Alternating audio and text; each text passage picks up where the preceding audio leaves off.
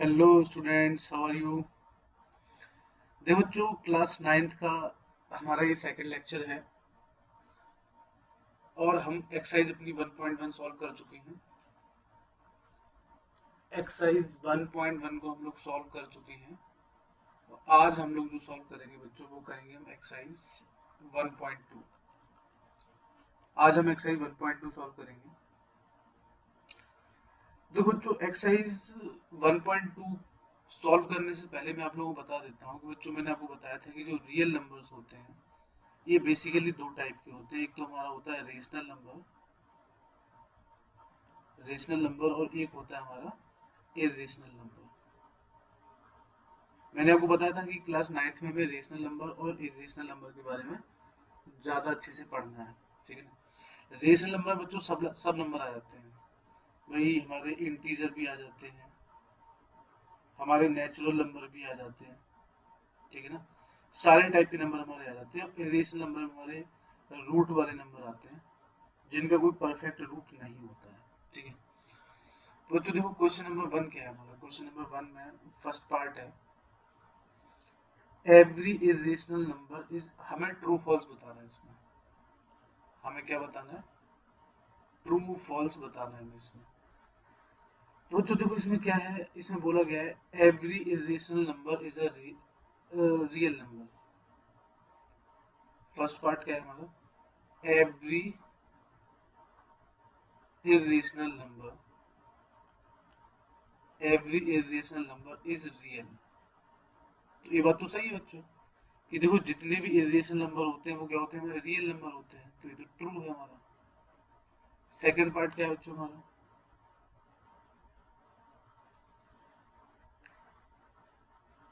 every point on the number line,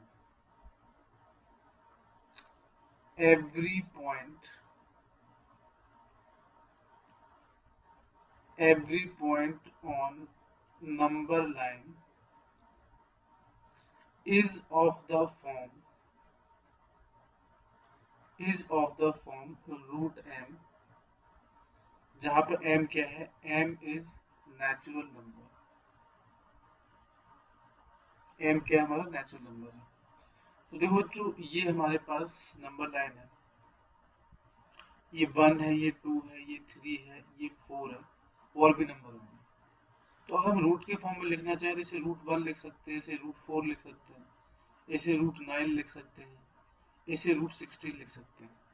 लेकिन इसके बीच में जो बच्चों हमारा आएगा 1.01, तो इसको हम रूट के फॉर्म में नहीं लिख सकते, ठीक है ना। इसको हम रूट के फॉर्म में नहीं लिख सकते। इसका मतलब ये बात पूरी तरह से सही नहीं है, ये बात हमारी पूरी तरीके से सही नहीं है, इसलिए हमारा फॉल्स हो गया, ठीक है ना। ये हमारा फॉल्स हो जाएगा। क्यों? क्योंकि 1 को देखो बेटा हम रूट के फॉर्म में लिख सकते हैं, 2 को हम रूट के फॉर्म में लिख सकते हैं, 3 को रूट के फॉर्म में लिख सकते हैं, 4 को रूट के फॉर्म में लिख सकते हैं।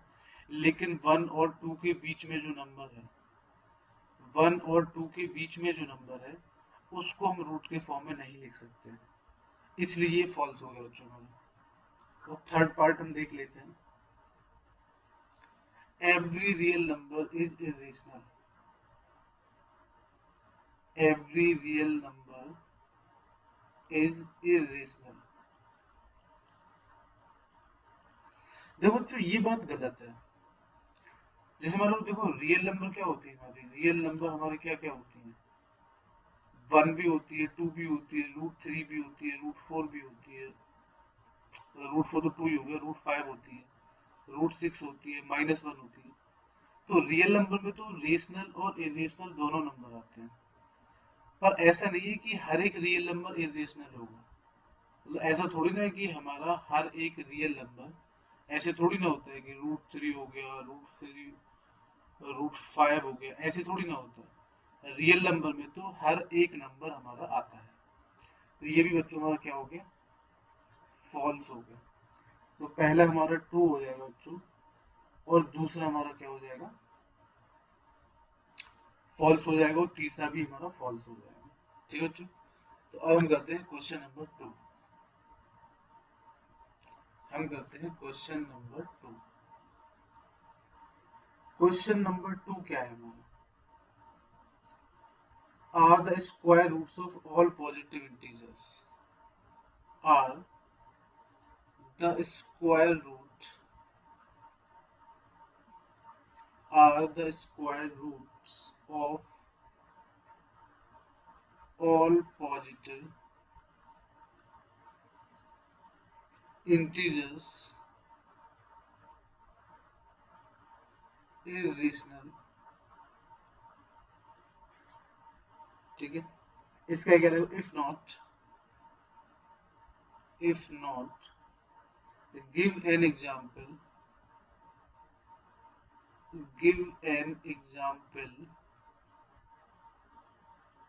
of the square root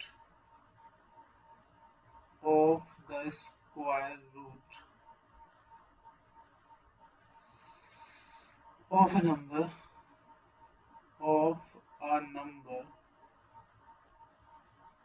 that is a rational number. That is a rational number.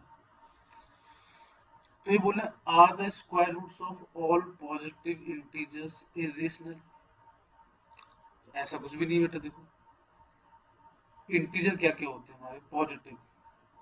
1 होता है, 2 होता है, 3 होता है, 4 होता है, 5, 6, 7, 8, 9 और 10 और आगे भी हमारे नंबर्स होते हैं. आगे भी बच्चों हमारे नंबर होते हैं. 1 का रूट कितना हो जाएगा? 1. 2 का रूट तो रूट 2 ही रहेगा. 3 का रूट 3 रहेगा. 4 का रूट कितना हो जाएगा? 2 हो जाएगा. 5 का रूट नहीं होता. 6 का भी नहीं होता. तो कहने का मतलब क्या है बच्चों? कहने का मतलब ये है कि जो पॉजिटिव इंटीजर्स हमारे हैं तो उनका जो रूट है वो रेशनल भी हो सकता है और इरेशनल भी हो सकता है. ठीक है ना. जो हमारे रूट्स हैं, ठीक है, जो हमारे रूट्स हैं उनका जो हमारे पॉजिटिव इंटीजर्स हैं उनका जो रूट है, पॉजिटिव जो इंटीजर्स हैं हमारे उनका जो रूट है वो हमारा रेशनल भी हो सकता है और इरेशनल भी हो सकता है. ठीक है ना. If not give an example of the square root of number that is a rational number. तो दे दिया हमने. देखो 1 का रूट कितना होता है? 1 होता है. 4 का रूट कितना होता है? 2 होता है. तो ये हमारा एग्जाम्पल हो गया बच्चों में. ठीक है, ये हमारा एग्जाम्पल हो गया. देखो 1 का रूट कितना हो गया? 1 हो गया. 4 का रूट कितना हो गया? 2 हो गया.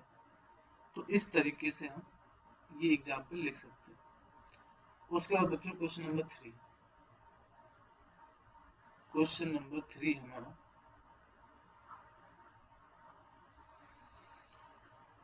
show how root 5 can be represented on number line. हमें बताना बच्चों कि रूट 5 को हम नंबर लाइन पे कैसे प्लॉट कर सकते हैं. और बच्चों ये हमारा एक्सरसाइज 1.3 का लास्ट क्वेश्चन है. ठीक है ना. क्या बताना है कि रूट 5 को हम नंबर लाइन पर कैसे रिप्रेजेंट कर सकते हैं. ठीक है ना. तो देखो बच्चों इस क्वेश्चन को सॉल्व करने के लिए सबसे पहले मैं आपको बताता हूँ पाइथागोरस थ्योरम. क्या बताऊंगा मैं आपको? Pythagoras theorem. पाइथागोरस थ्योरम बच्चों कहाँ होती है? इस तरीके से होती है हमारी. एक राइट एंगल ट्रायंगल होता है. राइट एंगल ट्रायंगल में हमारा एक एंगल ये 90 डिग्री का होता है. ये हमारा हाइपोटेनियस होता है. ये परपेंडिकुलर हो गया, ये बेस हो गया. तो पाइथागोरस थ्योरम क्या कहती है? हाइपोटेनियस का स्क्वायर बराबर परपेंडिकुलर का स्क्वायर प्लस बेस का स्क्वायर. ठीक है ना. पाइथागोरस थ्योरम क्या होती है हमारी? हाइपोटेनियस का स्क्वायर बराबर परपेंडिकुलर का स्क्वायर प्लस बेस स्क्वायर, ये हमारी थ्योरम होती है। ठीक है, यहाँ पे हाइपोटेनियस क्या है बच्चों, AC है, तो AC का स्क्वायर बराबर परपेंडिकुलर क्या है AB, तो AB का स्क्वायर प्लस बेस क्या है BC, तो BC का स्क्वायर, तो हाइपोटेनियस का स्क्वायर बराबर perpendicular square plus base square. ठीक है बच्चों, तो ये हमारी पाइथागोरस थ्योरम हो गई। तो उसी तरीके से बच्चों देखो √5 लिखा हुआ है, तो √5 को बच्चों हम क्या लिख सकते हैं, रूट के अंदर 2 का स्क्वायर प्लस 1 का स्क्वायर। देखो बच्चों रूट के अंदर कुछ भी लिखा हो, जैसे मान लो यहाँ 7 लिखा है, तो 7 को हम क्या करेंगे 6 + 1 लिख लेंगे। क्या करेंगे हम 6 + 1 लिख लेंगे। 6 + 1 लिख लिया हमने। अब इस 6 को हम क्या लिख सकते हैं, √6 का स्क्वायर प्लस इसे क्या लिख सकते हैं 1 का स्क्वायर। ठीक है ना, तो उसी तरीके से बच्चों मैंने क्या किया, √5 लिखा हुआ था, √5 में से मैंने पहले 1 को अलग कर दिया, क्या बचा यहाँ 4 बचा। √5 में से मैंने 1 को अलग कर दिया, यहाँ क्या बचा 4 बचा। अब मैं इसे क्या लिख सकता हूँ 4 को 2 का स्क्वायर प्लस 1 का स्क्वायर। तो हम क्या करेंगे बच्चों, एक नंबर लाइन बनाएंगे, ये 0 है हमारा, जो नंबर यहाँ आगे लिखा हुआ है उसे हम x एक्सिस पे रखेंगे, तो जो नंबर यहाँ होगा उसे हम y एक्सिस पे। तो देखो 2 हमने यहाँ बना लिया 2, और 2 से हमने 1 यूनिट की y एक्सिस में एक लाइन खींच दी, और इसको इससे मिला दिया हमने, इसको इससे मिला दिया। अब कंपास की हेल्प से, किसकी हेल्प से, कंपास की हेल्प से यहाँ पे हमने कंपास की पॉइंट को रखा, और यहाँ हमने पेंसिल को रखा, और एक आर्क लगा दिया हमने, तो यहाँ पे कट करेगा। तो बच्चों ये पॉइंट हो गया हमारा √5। एक क्वेश्चन और समझ लेते हैं, एक क्वेश्चन और समझ लेते हैं। मान लो जैसे मुझे बनाना है √2 बनाना है मुझे, ठीक है ना, क्या बनाना है मुझे, √2 बनाना है।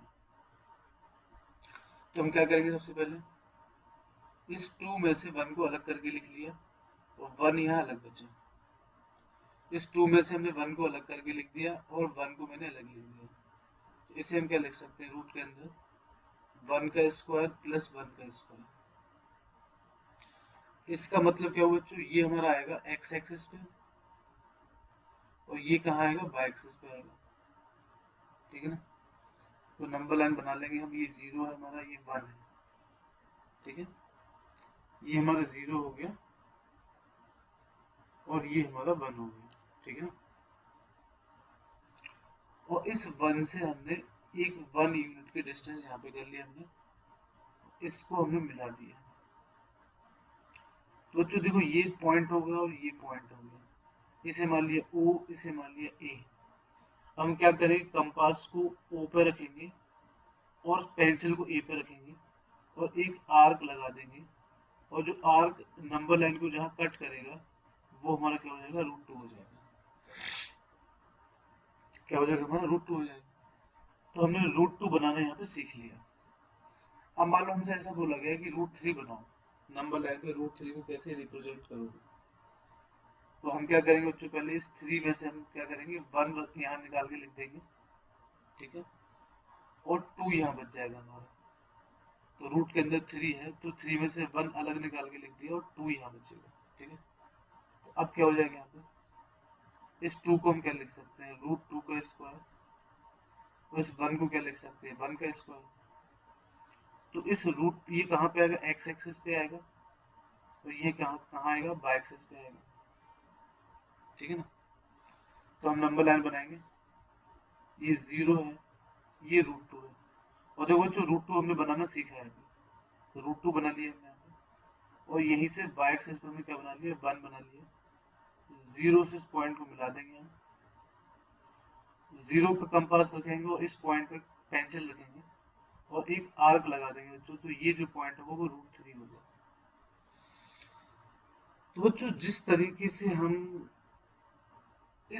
हम क्या करेंगे, √2 बनाया हमने, √3 बनाया, √4 की वैल्यू तो 2 होती है, इसे बनाने की जरूरत ही नहीं है, √5 हमने बना के देख ही लिया अभी, ठीक है ना। उसी तरीके से √6, √7, हम सारे के सारे वी कैन रिप्रेजेंट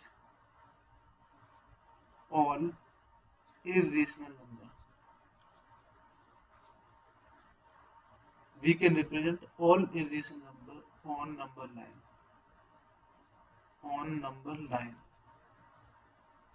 तो बच्चों देखो, इस तरीके से हम अपने सारे नंबर्स को नंबर लाइन पे क्या कर देंगे, प्लॉट कर देंगे हम लोग, ठीक है ना। इस तरीके से हम नंबर लाइन पे क्या कर देंगे, हम प्लॉट कर देंगे, ठीक है। तो बच्चों देखो, ये तो थी हमारी एक्सरसाइज 1.2। क्या थी हमारी एक्सरसाइज 1.2। अब एक्सरसाइज 1.3 का भी हम कुछ आइडिया ले लेते हैं। एक्सरसाइज 1.3 का हम कुछ आइडिया ले लेते हैं, ठीक है ना। ये मान लो एक्सरसाइज हमारी 1.3 है, ठीक है। अब सबसे पहली चीज क्या है, सबसे पहली चीज क्या है हमारी, एक होता है बच्चों हमारा टर्मिनेटिंग डेसिमल। क्या होता है हमारा, टर्मिनेटिंग डेसिमल होता है। टर्मिनेटिंग डेसिमल बच्चों क्या होता है, अगर डिनोमिनेटर में या तो अकेला 2 हो या 2 की पावर में कुछ हो, या तो 2 हो या फिर 2 की पावर में कुछ हो, या 5 हो या 5 की पावर में कुछ हो, या 2 और 5 दोनों हो, तब तो बच्चों हमारा टर्मिनेटिंग डेसिमल होगा, ठीक है ना। तब तो हमारा क्या होगा, टर्मिनेटिंग डेसिमल होगा। लेकिन अगर डिनोमिनेटर में लेकिन अगर डिनोमिनेटर में 2 के साथ मान लो 3 हो गया, मतलब 2 और 5 के अलावा कुछ भी हो जाए, 2 और 5 के अलावा कुछ भी हो जाए, मान लो यहाँ पे 2 भी है, 5 भी है और 7 आ गया, तो ये बच्चों क्या हो जाएंगे, ये हो जाएंगे हमारे नॉन टर्मिनेटिंग डेसिमल। क्या हो जाएंगे, non terminating decimal, non terminating decimal. तो जैसे मान लो यहाँ पे बच्चों ये लिखा हुआ है हमारा, क्वेश्चन नंबर 1 का फर्स्ट पार्ट है, क्वेश्चन नंबर 1 का हमारा फर्स्ट पार्ट है 36/100। तो इसे हम लिख सकते हैं 36/100 को क्या लिख सकते हैं, 2 into 2 into 5 into 5। तो देखो बच्चों, यहाँ 2 और 5 के अलावा कुछ भी नहीं है, तो ये टर्मिनेटिंग हो जाएगा। ये क्या हो जाएगा हमारा, टर्मिनेटिंग हो जाएगा। दूसरा वाला क्या है, 1/11। देखो 2 और 5 के अलावा 11 है यहाँ पे, तो ये नॉन टर्मिनेटिंग हो गया। ये क्या हो गया हमारा, नॉन टर्मिनेटिंग हो गया। उसके बाद तीसरा वाला है 4 and 1/8। तो इसको फ्रैक्शन में लिखेंगे तो क्या हो जाएगा, 33/8। क्या हो जाएगा बच्चों हमारा, 33/8 हो जाएगा। इसका मतलब ये टर्मिनेटिंग हो जाएगा हमारा, ये हमारा टर्मिनेटिंग हो जाएगा। उसके बाद अगला क्वेश्चन क्या है बच्चों हमारा, तो इसी में ही 3/13। फोर्थ वाला क्या है हमारा, 3/13। तो देखो बच्चों, यहाँ पे क्या हमारा 13 है, तो वैसे हमें पता चल गया नॉन टर्मिनेटिंग है हमारा। क्या हो गया हमारे, नॉन टर्मिनेटिंग हो गया। फिफ्थ वाला क्या है हमारा, 2/11। तो देखो बच्चों, ये भी 11 आ गया यहाँ पे, तो ये भी नॉन टर्मिनेटिंग हो गया, ठीक है ना, ये हमारा नॉन टर्मिनेटिंग हो गया। और 6 वाला क्या है हमारा, 329/400। तो देखो बच्चों, इसको जब आप ब्रेक करोगे ना, तो इसमें 2 और 5 के अलावा कुछ नहीं आएगा, तो ये टर्मिनेटिव हो जाएगा। ये क्या हो जाएगा हमारा? टर्मिनेटिंग हो जाएगा। इतना क्लियर है बच्चों को? नहीं क्लियर है? क्लियर होगा। क्वेश्चन नंबर 2 की बात कर लेते हैं बच्चों। 1/7 की वैल्यू कितनी है? 0.142857, और इसको वो बार लगा हुआ है। देखो बच्चों, बार का मतलब क्या होता है? बार का मतलब होता है कि ये पूरा का पूरा नंबर बार बार रिपीट हो रहा है, मतलब 0.142857, फिर 142857, फिर 142857, इस तरीके से हमारा नंबर है। तो देखो बच्चों, जो भी हमारा नंबर बार बार रिपीट हो, जैसे ये रिपीट हो रहा है, ये भी रिपीट हो रहा है, ठीक है ना? तो हम बार बार न लिख के उसको एक बार बार में लिख देंगे हम 0.142857, ठीक है ना? तो हमें वैल्यू किसकी निकालनी है? ये बोला जा रहा है फाइंड वैल्यू ऑफ 2/7, 3/7, 4/7, 5/7 एंड 6/7। तो देखो बच्चों, 2/7 की वैल्यू निकाली है, तो क्या हो जाएगा? 2 इंटू 1/7, इसका मतलब 2 इंटू 0.142857। जब बच्चों इसको आप मल्टीप्लाई करोगे इसमें, तो हो जाएगा 0.417582582, इस पे 12 आ जाएगा बच्चों। तो ये 2/7 की वैल्यू होगी। 3/7 की वैल्यू निकालिए, तो क्या हो जाएगा? 3 इंटू 1/7, 3 इंटू 0.142857, तो मल्टीप्लाई कर देंगे तो हो जाएगा 0.428571। तो इसी तरीके से बच्चों, आप 4/7 की वैल्यू निकालना है तो 4 को 1/7 से मल्टीप्लाई कर देना। 5/7 की वैल्यू निकालनी है तो 5 को 1/7 से मल्टीप्लाई कर देना। और 6/7 को निकालना है तो 6 की वैल्यू 1/7 से मल्टीप्लाई कर देना। बस ये हमारा क्या हो जाएगा? आंसर हो जाएगा। इसका आंसर जो है बता देता हूँ कितना आ जाएगा। 0.571428। इसका जो आंसर हो जाएगा 0.714285। इसका जो बच्चों आंसर हो जाएगा वो हो जाएगा 0.857142। ये हमारा इसका आंसर हो जाएगा। तो बच्चों, बहुत ही सिंपल सा क्वेश्चन था, बहुत ही आसान सा क्वेश्चन था, ठीक है? तो ये था हमारा बच्चों क्वेश्चन नंबर 2। और इसमें अभी बाकी कितने टोटल क्वेश्चन है हमारे? टोटल 9 क्वेश्चन है बच्चों, ठीक है? तो हम अगले वीडियो में इसको कवर कर लेंगे अच्छे से। तो ये हमारे क्वेश्चन हुए क्वेश्चन नंबर 2 तक। और क्वेश्चन नंबर 2 कौन सा? एक्सरसाइज 1.3 का। तो बाकी के जो 7 क्वेश्चन है बच्चों को हम अगली वीडियो में हम कवर कर लेंगे, ठीक है बच्चों? So thank you very much for watching. Stay tuned for more video.